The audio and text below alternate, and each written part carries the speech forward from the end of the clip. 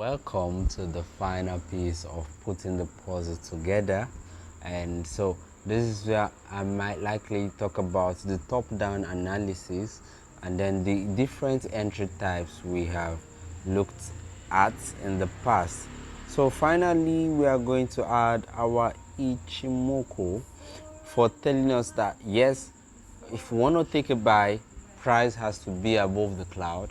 If we want to take a sell, price has to be below the cloud. So this is live. Earlier on today on Boom 500, we had price living above the cloud. So where can we look for potential entries? Now take a look at this. Aru SI got to the 30 level. Now when it got to the 30 level, was there a divergence? And so let's look at this. I think there was a divergence. We have price facing upward at this point, and then we have price facing downwards. Guys, this is a bomb. So in this case, you were able to now you the best entries are wait after a confirmation. So on this M30, after this bullish candle was formed, you can enter, place your stop loss below this candle. Now where the top down analysis comes in only with the Bollinger Band. Now whenever price is in an uptrend, and then that is considering an uptrend, in this case we mean price goes above the cloud and then it's falling back to the bottom Bollinger Band, we look at 3 time frames. All right, and so we'll look at let's put a triangle to mark this point. Price came to the Bollinger Band, and so we'll go to the M5 to see if it's at the bottom of the Bollinger Band. Yeah, it has gotten there. You should forget about the cloud, because different time frames can show you I am below the cloud in one time frame, I am above the cloud in another time frame. No, when trading, stick to one time frame so that you get your trend in that time frame, right? Do not try to complicate issues. But when we're talking about the top down analysis, we need to be sure that all time frames in the Bollinger Band has the same story. So M5 below Bollinger Band, M15, yeah, M15 is already at the bottom of the Bollinger Band, just the way M5 was. We need to see price going below the middle Bollinger Band, coming towards the bottom. So M30 price is at the bottom of the Bollinger Band. Let's look at H1. Okay, price is at the middle of the Bollinger Band, and so this is good because sometimes the middle part of the Bollinger Band does act as area of possible support and resistance.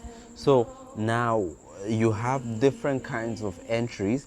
Above the cloud, wait for price to get to the 30 level, and then wait for price to touch the bottom Bollinger Band for you to take a possible buy entry, and this was good.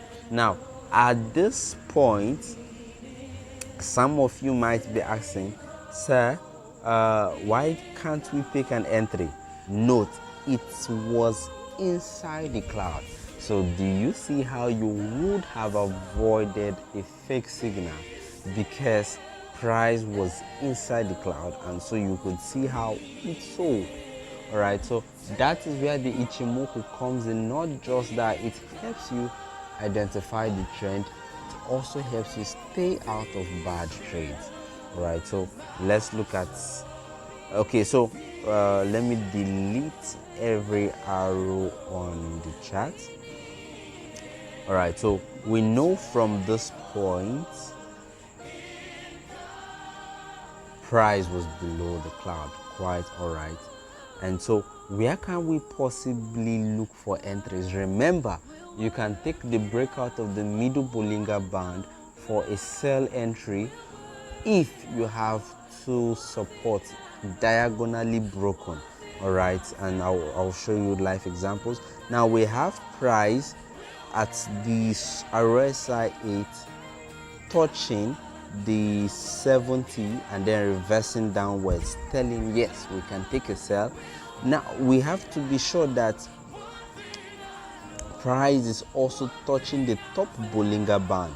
Was there a divergence? No, there was no divergence, because price between these two resistance were facing up, the RSI they were facing up. So sir, can I take this trade?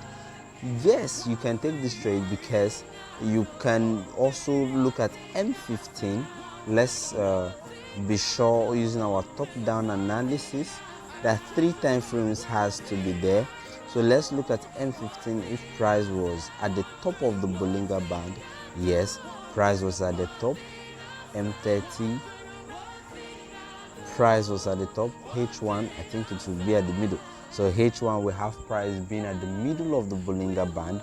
And so using the top-down analysis, 3 time frame confirmed that price was at the top of the Bollinger Band, below the Ichimoku.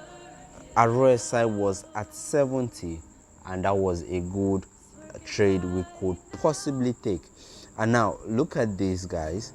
We had our price touch the top of the Bollinger Band, but RSI did not touch the 70.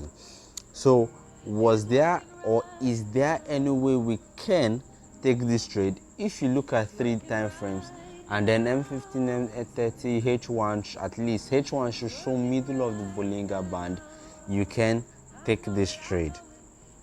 All right, so I think we had another one in front. Yeah, so we had this, yes, and so there was a divergence, because this to this was facing up and this to this was facing down. All right, so and then we had another signal here. Price was at 70, and so in this case, this is let me show you guys something which you need to see. In this case, price, we could take this signal because this was a previous resistance, but in order not to confuse you so much, you can also see that we had 1, 2, and so we can wait for the breakout of this middle Bollinger Band to take the trade. Even after confirming price got to the 70 level for a sniper sell entry. I mean, this is really amazing, guys. This is really amazing. So why we are not going to take this particular trade? No good breakout. Price did not get to 70, neither did it touch the top Bollinger Band for multi-time frame confirmation. Notwithstanding, probably if there was a divergence that was spotted, you could or may have taken that trade. All right, so this is good, guys. This is absolutely amazing. So you are now trading with the trend using breakout entry, using RSI 70. Let's see, both for buy entries, for sell entries, it all works. I'm not so strong to do a whole lot of back tests. Please bear with me. All right, because this is really good. I'm gonna be doing videos added to this. Let's see if I can look at one more pair. Let's look at Crash 1000. All right, so I'm just going to focus on showing you good examples.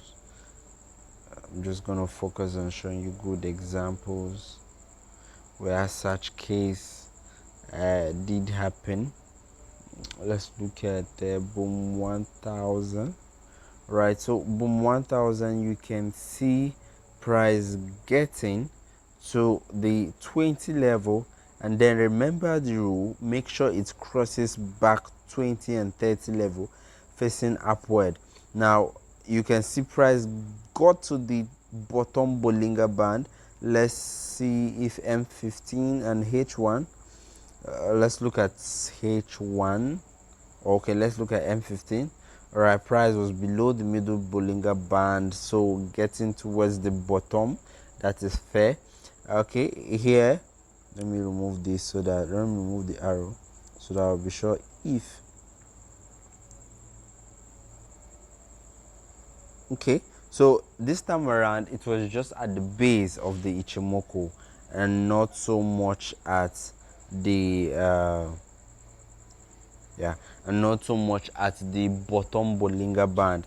But if I see this clearly, I can also spot a divergence because this was ascending upwards slightly, and then I can also spot a divergence here. And so this was good, guys. This was amazing. This was amazing. Notwithstanding, there are some things I do based on experience. Example, we can see Boom 1000 being broken from the middle Bollinger Band, and so I can sometimes just go crazy, take a sell trade as a result of 1 2 3 good diagonal breakouts, 13 from the top. And if you notice, we have divergence. This is slightly advanced. We have divergence here telling us that, yeah, we are in for a potential sell trade. All right, so this is beautiful, this is good. Now the concept or the story behind putting all three concepts together is because I want you to understand that trading with the trend is important. I want you to understand that the use of Bollinger Band for identifying support and resistance is also important, and then the use of the 70, the overbought and oversold level, but this time around with the trend, is going to be a game changer for you in your trading. Unfortunately, Boom 1000 did not touch the bottom Bollinger Band, but this would have been one of those trades that was good. But notwithstanding, if it doesn't touch, you look for a breakout. Example, in this scenario, you can see this nice breakout, and so you can see if it doesn't touch and then you get a breakout, or probably you could even spot a divergence, feel free to take such trades. You can see this point, so no divergence, but notwithstanding, we have M30 confirming the bottom Bollinger Band, and that was also a good trade. So when the market is trending very well, also understand that you may not have entries on your RSI. All right, so what you can do is either enter at breakout or enter with the top down analysis, whereby 3 time frames confirm that yes, we are at the top of a Bollinger Band or we are at the bottom of a Bollinger Band. So thank you guys for staying with me, and I'll be doing a more side videos to all this to further elaborate the concept. I'm just giving you an overview of how this is really good, properly back tested, the win rate is high. All right, so well done, and thank you for your love, your encouragement, and your support towards the channel. God bless you so much.